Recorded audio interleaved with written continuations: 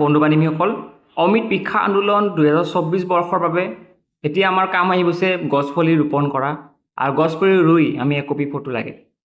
আৰু এই photo copy আপোনালোকে কেনেকৈ আপলোড কৰিব লাগিব সেই বিষয়ে আজি আলোচনা কৰিবলৈ আহিছোঁ। ষ্টেপ বাই ষ্টেপ জানিবলৈ দেখা পাব।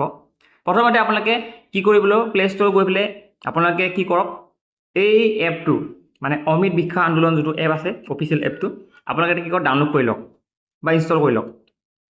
যদি কাৰোবাৰ মোবাইলত অমিত বৃক্ষ আন্দোলনটো ডাউনলোড নহয় তেনেহ'লে আপোনালোকে কি কৰক, অফিচিয়েল ৱেবছাইট আছে, অফিচিয়েল ৱেবছাইটৰ পৰা আপোনালোকে কৰিব পাৰে। এতিয়া মই ডাউনলোড কৰি ৰাখিছোঁ আৰু লগতে আপোনাৰ এটা কাম কৰক, আপোনালোকে ইচ্ছা কৰিলে GPS কেমেৰা এটা আছে, GPS মেপ কেমেৰা আছে, ঠিক আছে। এইটো GPS মেপ কেমেৰাটো পাৰিলে ডাউনলোড কৰি ৰাখি থৈ দিব। যদি আপোনালোকে GPS কেমেৰাৰে ফটো মাৰাত যদি প্ৰব্লেম হয় তেনেহ'লে আপোনালোকে নৰ্মেল ফটো আপলোড কৰিব পাৰে, কোনো কথা নাই। এতিয়া আহিলে প্ৰথমতে আমি অমিত বৃক্ষ আন্দোলনৰ যোনটো এপ আছে সেই এপটো প্ৰথমতে আমি ডাউনলোড কৰি লৈছোঁ আৰু অ'পেন কৰিছোঁ, ঠিক আছে। ইতিমধ্যে মই এইবোৰ কাটি দিছোঁ ৰ'ব, ঠিক আছে। মই আপোনাক লগ আউট মাৰি দিছোঁ।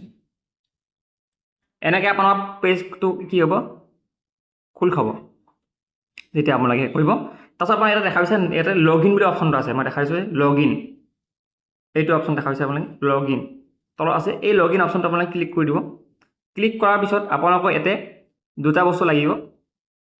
এটা হৈছে আপোনালোকৰ যিটো মোবাইল নম্বৰ ৰেজিষ্টাৰ কৰিছিলে সেই ৰেজিষ্টাৰ কৰা মোবাইল নম্বৰটো লাগিব ইয়াতে। তাৰপিছত সেই ৰেজিষ্টাৰ কৰা মোবাইল নম্বৰ লিখাৰ পিছত আপোনালোকে এই গেট OTP বুলি অপশ্যন আছে, ইয়াতে ক্লিক কৰিব। ইয়াতে ক্লিক কৰাৰ পিছত তাত ওপৰৰ পৰা আপোনালোকৰ কি হ'ব, মেছেজ আহিব। সেই মেছেজটো বা আপোনালোকে কি কৰিব, OTPটো ইয়াতে বহাই দিব।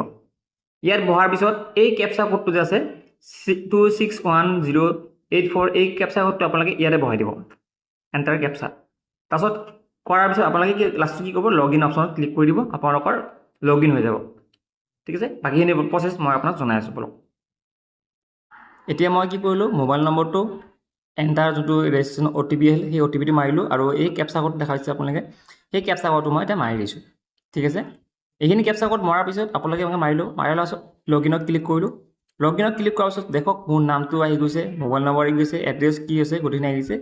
চিকিউৰিটি পাৰ্পাছৰ কাৰণে মই সেইখিনি ব্লাৰ কৰি ৰাখিম। এতিয়া আপলোড ফটো আছে, ঠিক আছে, ডিলেট ফটো আছে, প্লেন লিষ্ট আছে, ঠিক আছে। মই বাৰু প্লেন লিষ্টত ক্লিক কৰিছোঁ, কিবা আছে নেকি, একো নাই। মই এতিয়ালৈকে কোনো ধৰণৰ ৰোৱা নাই বা ফটো আপলোড কৰা নাই।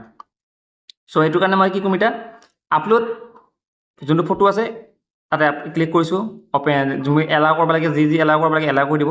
আৰু চিলেক্ট প্লেন আছে, গছবোৰ আপোনাৰ কি গছ ৰুৱে, বকুল ৰুলে বকুল, ঠিক আছে। মই বকুলটো ক্লিক কৰিছোঁ। এতিয়া অ'পেন কেমেৰা আছে, অ'পেন কেমেৰাটো ক্লিক কৰিব, চব বস্তু এলাউ হৈ যাব, ঠিক আছে। এলাউ কৰি যাব লাগিব আপোনালোকে। এতিয়া এলাউ লোকেশ্যন এলাউ হৈ গ'ল।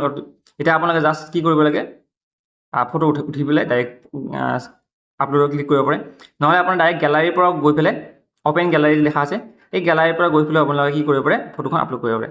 তাৰপিছত লাষ্টত কি কৰিলে আপলোড যোনটো অপশ্যন আছে সেই আপলোড অপশ্যনত আপোনালোকে ক্লিক কৰিলে আপলোড হৈ যাব। আৰু আপলোড হোৱাৰ পিছতে আপোনালোকে কি কৰিব, এটা ৰেজিষ্ট্ৰেশ্যন নম্বৰ হ'ব, সেই ৰেজিষ্ট্ৰেশ্যন নম্বৰটো স্ক্ৰীনশ্বট মাৰি ৰাখি দিব। এনেকৈ আপোনালোকৰ এই প্ৰচেছটো হৈ যাব। এনেকৈ আপোনালোকে 2-3টা গছ ফটো আপলোড কৰিব পাৰে, ঠিক আছে। আম হওক, যাৰ যি আছে, যি গছ পুলি আছে সেইবোৰ